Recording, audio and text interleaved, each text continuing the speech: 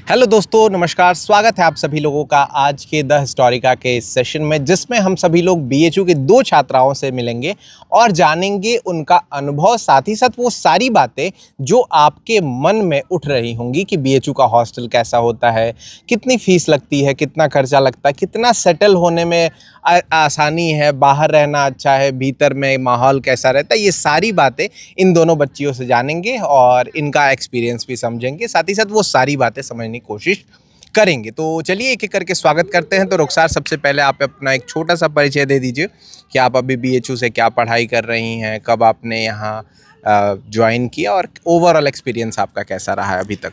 सबसे पहले hello sir. मेरा नाम रुखसार परवीन है, मैं बिहार से हूँ और मैंने 2025 में सीयूटी पीजी का एंट्रेंस देकर क्लियर किया था और बीएचयू में एडमिशन करवाया था। अभी मेरा फर्स्ट ईयर का सेकंड सेमेस्टर चल रहा है। मैं हिस्ट्री से पीजी कर रही हूँ और मैं त्रिवेणी गोमती में जो बीएचयू का हॉस्टल है वहाँ रहती हूँ। ओके रुखसार, आपका सीयूटी पीजी का मार्क्स कितना था ताकि आपको हॉस्टल मिल गया? 175। 75 था, ठीक है। जी। अब पल्लवी, आप अपना एक छोटा सा परिचय और साथ ही साथ आप बताइए कि आप यहाँ कितने दिनों से हैं और कैसा महसूस हो रहा है।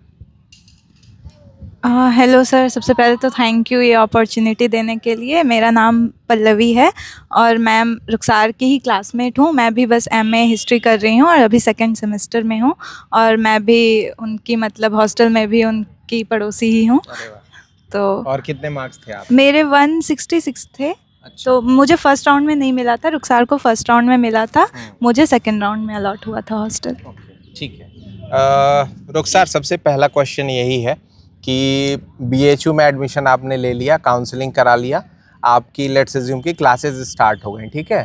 तो उस समय मतलब आपके दिमाग में क्या चल रहा था कि क्या मुझे हॉस्टल मिलेगा कि नहीं मिलेगा, और अगर नहीं मिलेगा तो फिर आपने शुरुआत में कितने दिनों तक बाहर रहीं आप, या कैसे आपने सरवाइव किया? ओके, सो मैं अपने घर से अगस्त में आई थी, ठीक है। 18 अगस्त को। तब तक हॉस्टल अलॉट नहीं हुआ था। देन मैं आई तो यहाँ पता की कि हॉस्टल अलॉट होने में कितने टाइम लगेंगे और क्या कैटेगरी है, सारी चीज़ें। तो कहा गया कि आप हॉस्टल अलॉट होने में सबसे पहले डिस्टेंस देखा जाएगा और आपका मार्क्स देखा जाएगा। ठीक है। जी, तो मैं 1 महीने बाहर रही पीजी में ओके। और जस्ट 1 महीने के बाद जो है वो हॉस्टल अलॉट हुआ और मैं फिर वहाँ शिफ्ट हो गई। ओके। पल्लवी, आपके साथ क्या था? सर, मेरे साथ जैसे रुखसार को सितंबर में हॉस्टल अलॉट हुआ था, वैसे मुझे 1 महीने बाद अक्टूबर में अलॉट हुआ था। दूसरी लिस्ट हाँ, इनके बाद एक महीने लगभग 1 महीने के बाद आई और तब तक मुझे भी बाहर ही रहना पड़ा था। आप तो 2 महीने अगर बाहर। तो अगर किन्हीं का भी फर्स्ट में भी अगर आता है तो उन्हें कम से कम 1 महीने तो बाहर रहना ही पड़ेगा। ये आप लोग मतलब पहले से ही माइंड मेकअप करके आए अपना कि हमें बाहर तो रहना पड़ेगा 1 सेमेस्टर महीने। जो है वो स्टार्ट तो हो जाती है अगस्त से, लेकिन आपको अगस्त में जो है वो हॉस्टल नहीं मिलेगी। 1-1.5 महीने के बाद ही आपको हॉस्टल अगर अलॉट हो भी जाती है तो आप शिफ्ट होंगे 1 से 1.5 महीने के बाद ही हो सकते हैं। ठीक है। ये 80-20 रूल क्या है बताइए जरा, जो डिस्टेंस वाला आपने बोला।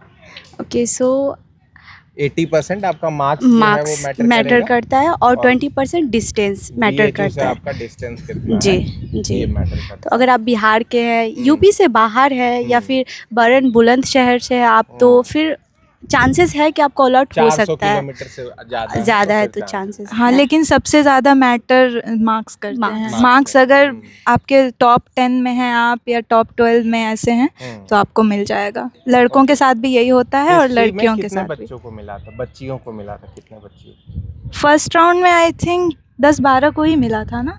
हाँ, नहीं, 10-12, Total, I 20 guess 20 20 लगे। बिकॉज लड़कियों इस को? बार जो है ना वो बहुत सारी सीट्स थी।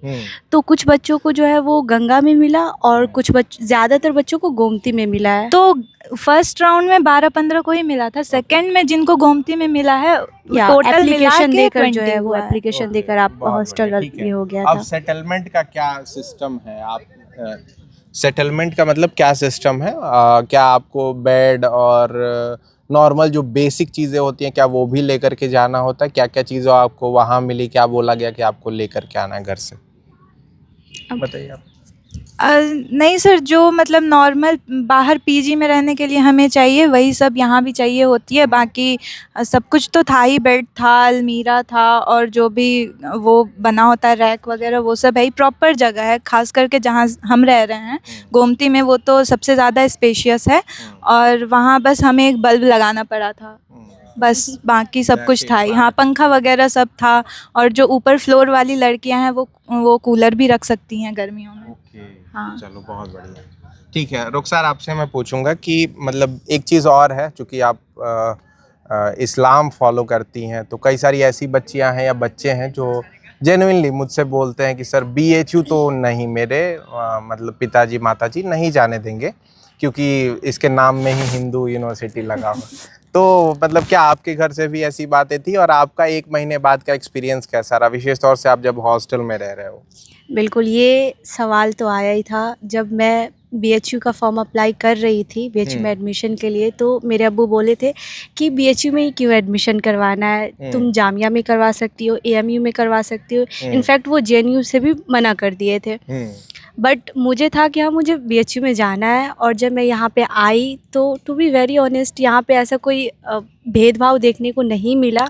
यहाँ पे पता ही नहीं चलता कि मुस्लिम रहते भी है या नहीं रहते हैं। मैं तो बहुत बार, मतलब मेरे जस्ट रूम के सामने ही एक मुस्लिम दी रहती हैं, वो PhD कर रही है, मुझे बिल्कुल भी पता नहीं चला कि वो मुस्लिम है। जब मैं बातचीत की फिर वो बताई कि हाँ मैं मुस्लिम हूँ। तो वहाँ पे हॉस्टल में ऐसा इन्वायरमेंट है कि पता ही नहीं चलता कि आप क्रिश्चियन हो, कि हिंदू हो या मुस्लिम हो, जैन हो, बौद्ध हो, बिल्कुल नहीं पता चलता है। ओके, तो 1 महीने बाद का एक्सपीरियंस आप बताओ कि मतलब ओवरऑल क्या क्या सुविधाएं आपको हॉस्टल में मिली थी।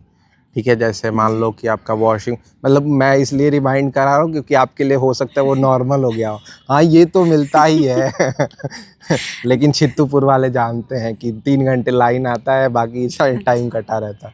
तो आप बताओ, हर चीज़ गिना देना उसमें, वाईफाई से लेकर के गीज़र, वॉशिंग मतलब जो भी वॉशिंग मशीन और सारी चीज़ें।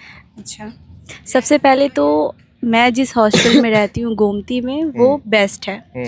त्रिवेणी कैंपस में 6 हॉस्टल है, उसमें से सबसे अच्छा है। सारी सुविधाएं, जो रूम है वो बहुत बड़े बड़े हैं। और जैसा बताई, जो बेसिक चीज़ें है, बेड है, अलमीरा है, रैक है, टेबल है, चेयर आपको दी जाती है स्टडी के लिए। देन वॉशरूम भी साफ़ सफाई मेंटेन होती ही है। उसके बाद गीज़र भी है, अवेलेबल है, बस वॉशिंग मशीन नहीं है। और अगर खेलने की बात की जाए तो ग्राउंड है, गोमती के अंदर ही है। आपको जो भी गेम खेलने, लूडो, कैरम, चेस, सब ऑफिस से मिलता ही है, वार्डन हमें देती है। देन वहाँ पे वाईफाई भी है, क्योंकि हॉस्टल में गोमती में बिल्कुल भी नेटवर्क नहीं रहता है, तो आपको वाईफाई यूज़ करना ही पड़ेगा। और लाइट भी रहती है, बस दिन में कभी कभी जो है वो 1 घंटे के लिए, 2 घंटे के लिए कट जाती है।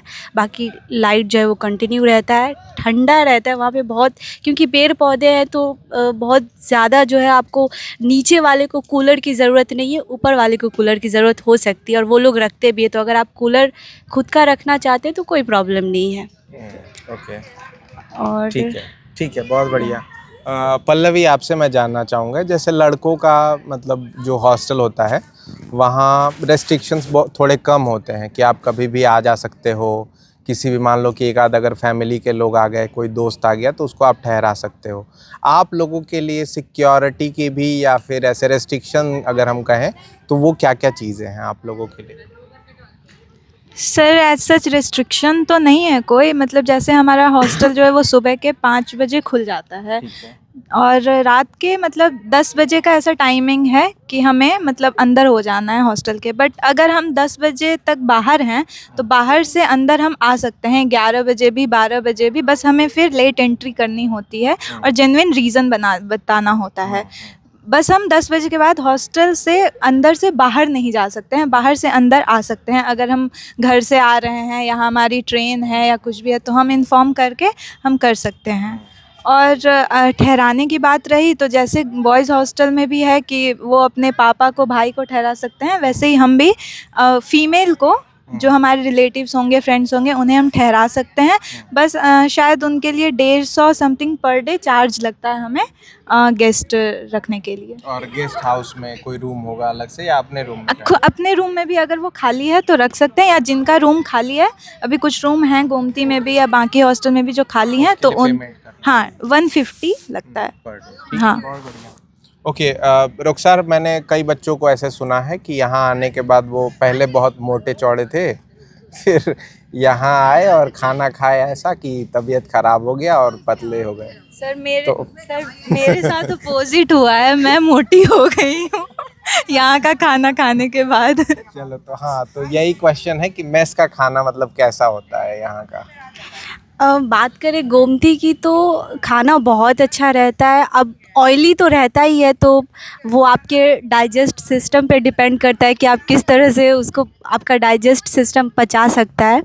बाकी हाँ, आप खाएंगे तो धीरे धीरे मोटे हो जाएंगे, लेकिन सबके केस में नहीं होता है। मेरे केस में उल्टा हुआ है, मैं और पतली हो गई हूँ मेस का खाना खाकर। और खाना बहुत ही अच्छा रहता है, साउथ इंडियन फूड भी रहता है, और चिकन हर संडे जो है वो चिकन बनता है। शाम में संडे के शाम में जो डिनर है वो नहीं रहता, उस दिन छुट्टी रहता है, तो आपको खुद से जो है वो अरेंज करना पड़ेगा। और अरेंज करने के लिए कैंपस के अंदर ही कैंटीन है, तो आप वहाँ जाकर खा सकते हैं। ओके, एक बार मेन्यू बता दीजिए, मतलब क्या रहता है, ऑलमोस्ट एक आइडिया जो लगे वीक का मेन्यू। ओके, सो जैसे संडे के दिन स्पेशल वाला ही बताना, रोटी चावल। स्पेशल में तहरी रहता है, मंचूरियन रहता है, इडली रहता है, उत्पम, हाँ, मिठाई। देन उसके बाद फ्रूट्स तो रहते ही है। लंच के बाद जो है वो फ्रूट में तरबूज हो गया, ऑरेंज हो गया, केला हो गया, दही भी देते हैं। एंड अभी गर्मी आ रही है तो वाटरमेलन भी दे रहे हैं, कुछ तो नहीं बोल दे। फ्रूट्स देते हैं। हाँ, और सीजनल सब्जी भी है, 2 सब्जी तो रहती है हर खाने पर में, डे 2 सब्जी पर डे रहती है। और जो वहाँ के जो स्टाफ्स हैं या जो महाराज जी हैं वो भी बहुत बहुत कोऑपरेटिव sweet हैं है। और मतलब बहुत अच्छे हैं, कभी ऐसी कुछ शिकायत नहीं। और जब आपको जैसे आप खाने में बना है तो आपको वो नहीं खाना है तो आप अलग से बनवा कर खा सकते हो, उसके लिए कोई चार्ज नहीं है। जो भी आप और चाहेंगे वहाँ से वो बना सब्जी के मिल वगैरह भी जाएगा। आप ले सकते हैं, खुद का भी शाम को मैगी वगैरह बना सकते हैं। वहाँ पे इंडक्शन है, तो आप जो चाहे जब चाहे बना सकते हैं। और चाय सुबह शाम चाय भी मिलती है, वो भी अच्छी होती है। ठीक है, तो आप चार्ज के बारे में बात कर लेते हैं कि ओवरऑल आप लोगों का मतलब खर्चा कितना होता है शुरुआत से लेकर के, जैसे आपने जो फ़ी पेमेंट किया वो कितना था, साथ ही साथ बाकी मतलब रहने का या फिर एक्स्ट्रा जो खर्चे होते हैं, ऑलमोस्ट कितना रुपए आप महीने का खर्च करते हो? हाँ बताओगे या मैं बताऊँ? सबसे पहले तो यहाँ जब हम आए थे तो पहले तो जैसे हम दोनों ने बताया कि हम दोनों बाहर रहे थे, तो बाहर का तो थोड़ा एक्स्ट्रा खर्चा हो जाता है। डबल बेड पे भी रहो तो 7,000 ऐसे 8,000 ले लेते हैं वो लोग, और खाना भी उतना अच्छा नहीं होता है जितना हमारे मेस का है। और फिर यहाँ आने के बाद सबसे पहले तो सेमेस्टर फ़ीस हमें 1,500 रुपये लगती है कुछ इसकी पढ़ाई की, डिपार्टमेंट की। उसके बाद हॉस्टल की फर्स्ट सेमेस्टर में हमें 5300 समथिंग लगे थे, जिनमें से हमें कहा गया था कि 2,000 रिफंडेबल थे, तो ये रहने का हो गया। और मेस का चार्ज 115 रुपये पर डे का होता है लास्ट, और 5 दिन आप उसमें छुट्टी भी ले सकते हैं। 1 महीने में 5 दिन आप अपना मेस ऑफ करा सकते हैं, उसके चार्ज नहीं लगेंगे। तो 115 रुपये पर डे, और फिर लास्ट में उसमें 200 रुपये सर्विस चार्ज ऐड करके वो लेते हैं। और अगर आप 1 महीने लगातार छुट्टी ले रहे हैं, जैसे सेमेस्टर ब्रेक होता है तो उसमें 20-25 दिन तो बंद ही रहते हैं ये कॉलेज यूनिवर्सिटी, तो अगर आप 1 महीने पूरे घर रहते हैं तो उसमें बस आपको 10 दिन का ही देना पड़ेगा। हाँ, बाकी और यही फिर जैसे अगर आप सारा पूरा महीना खा रहे हैं तो 3600-3700 समथिंग आएगा कुछ चार्ज। और ये तो सेमेस्टर वाले तो एक बार में ही ले लेते हैं, तो मंथली अगर देखा जाए तो अगर हम लड़कियां हैं इसलिए हमें कुछ एक्स्ट्रा भी लगते हैं, तो 5-6 हज़ार में हो जाएगा आराम से। 5,000 काफ़ी है अगर आप ज़्यादा खर्च अगर बाहर नहीं खाते हैं, बेसिक चीज़ें अगर आपको चाहिए तो 5,000 खुद बहुत के ऊपर होता है कि आप कितना कंट्रोल करके रहते हैं। और हमें बाहर जाने की भी ज़रूरत नहीं होती, सारी सुविधा अंदर ही है, स्टेशनरी भी का शॉप भी अंदर ही है, जो भी मतलब डेली का होता है कुरकुरे वगैरह ये सब खाने अंदर ही पीने है, की फ्रूट्स चीज़ें। वगैरह, कैंटीन कुछ भी खाना हो सारी तो चीज़ें। अंदर ही है। ओके, तो जो मेस का खाना होता है वो मतलब पेमेंट आप लोग मंथली करते हो? हाँ, मंथली करते मंथली हैं। करते हो, ओके। तो ऑलमोस्ट आप मान लो कि अगर 5 दिन आपने ऑफ करा भी लिया तो ऑलमोस्ट 3000 के आसपास आप लोगों का लगता होगा, ठीक है। जी 3000 वो हो गया। 500 लेट्स अज्यूम कि मान लेते हैं कि आपका 3300 के आसपास सेमेस्टर का लग रहा है, तो 500 600 हाँ हॉस्टल का फीस हो गया, तो 3600 रुपये आपका रहना और खाना फिक्स हो गया, है ना। जी। और उसके अलावा कोई अब आपके जो एक्स्ट्रा खर्चे हैं, स्टेशनरी हो गया या जो भी आप खर्चा कर रहे हो, 2-3 हज़ार वो आप ले सकते हो, ये चीज़ें। अच्छा, अगर किसी इंसान को दूध पीना हो या ऐसी चीज़ें हो तो वो मतलब क्या कुछ ऐसा सिस्टम है कि वो ले सकता है? हाँ, हॉस्टल में मेस के अंदर ही जो है वो आप दही ले सकते हो, दूध ले सकते हो, मिलता है। फिर आप उसका हाँ पैकेज रहता है, पैकेज, अच्छा, तो फिर आपको अलग से उसका पेमेंट करना पड़ेगा। ठीक है। दही हर सेकंड डे मिलता है, उसका चार्ज नहीं लगता वो है। थोड़ा बट सा हाँ। हाँ, लेकिन बहुत सारी ऐसी लड़कियां हैं जो एक्स्ट्रा खाती है, हर रोज़ दही खाती है सुबह शाम, तो फिर वो अलग से ले सकती है, उसका पेमेंट अलग से करेंगे। ठीक है, चलो। और एक दो क्वेश्चन आप लोग खुद से ही बताओ जो आपके मन में हो रहा होगा जब घर पे बैठे होगे एग्ज़ाम देने के बाद कि यार कैसा होगा बीएचयू, जो आपको जानना हो, जिससे उनकी जो क्वेश्चन है वो मन का ख़त्म हो जाए, तो क्या आंसर करोगे आप? मतलब एक क्वेश्चन बताओ खुद ही और आंसर करो। जब मैं घर पे थी एग्ज़ाम देने के बाद, और मैं बस परेशान थी कि पता नहीं वहाँ का इन्वायरमेंट कैसा होगा, लोग कैसे होंगे, क्योंकि मैं कभी भी अपने घर से बाहर नहीं निकली थी और ये मेरा फ़र्स्ट टाइम है कि मैं इतने बड़े यूनिवर्सिटी में आके पढ़ाई कर रही हूँ। तो मैं जब यहाँ आई तो मुझे बस अपने जैसे लोग ही पहले फर्स्ट डे में ही मिल गए, और उनके साथ बहुत अच्छा बॉन्ड भी हो गया, और अभी हम लोग साथ में ही सब रह रहे हैं। जितने भी हिस्ट्री के जो हमारे क्लास फेलोज़ हैं सब साथ में ही रहते हैं, और बहुत अच्छा है। यहाँ के जो लोग भी हैं अभी तक जिनसे मैं मिली हूँ बहुत ज़्यादा कोऑपरेटिव है। यहाँ के जो प्रोफेसर्स हैं, अब एक दो एक्सेप्शन है, उनको छोड़ दिया जाए तो जो ऑलमोस्ट जितने भी प्रोफेसर हैं वो सब बहुत अच्छे हैं, बहुत अच्छा पढ़ाते हैं। क्लास भी जो है वो कंटिन्यू चलती है, बस आप क्लास करने आए तो।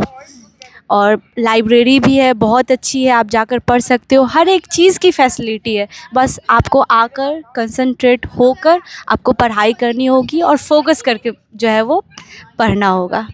और यहाँ पे भटकने के भी बहुत सारे रास्ते हैं, बहुत सारे अपॉर्चुनिटी आते हैं इधर उधर होने के, बिगड़ने के।